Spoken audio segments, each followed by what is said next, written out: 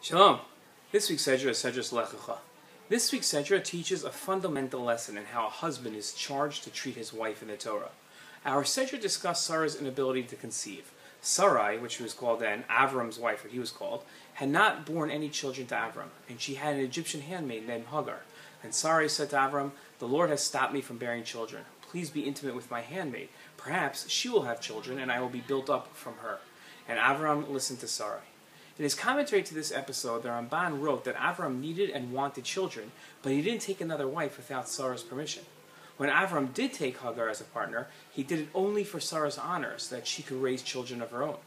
This comment of the Ramban gives an insight into the unique relationship that Avram and Sarah enjoyed, and the lesson it teaches their descendants, ourselves. In his writings, the Rambam quoted our sages who said, "A man should honor his wife more than himself, and love his wife as he loves himself. If he has significant financial resources, he should offer her benefits in accordance with those resources. He should not cast a superfluous measure of fear over her. He should talk with her gently, being neither sad nor angry." The Rambam's comments are endearing, but raise a number of questions. The Rambam wrote that a person should love his wife as he loves himself. This doesn't seem novel considering God's command, "You shall love your neighbor as yourself." The Rambam himself wrote, "Each Jew is commanded to love each and every Jew as himself," as it states in the verse, "Love your neighbor as yourself." Therefore, one should speak the praises of others and show concern for their money just as he is concerned with his own money and seeks his own honor. Whoever gains honor through the degradation of a colleague does not have a share in the world to come.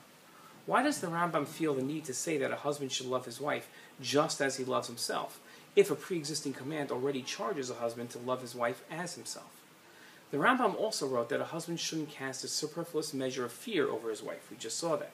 Yet he wrote, "Anger is also an exceptionally bad quality. He should school himself not to become angry, even when it is fitting to be angry. If he should wish to arouse fear in his children and household and wishes to be angry at them to motivate them to return to the proper path, he should present an angry front to punish them, but he should be inwardly calm. He should be like one who acts the part of an angry man in his wrath, but he himself is not angry."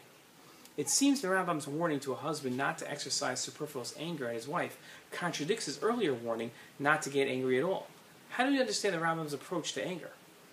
The Rambam highlighted the Torah's sacrosanct approach to the spousal relationship.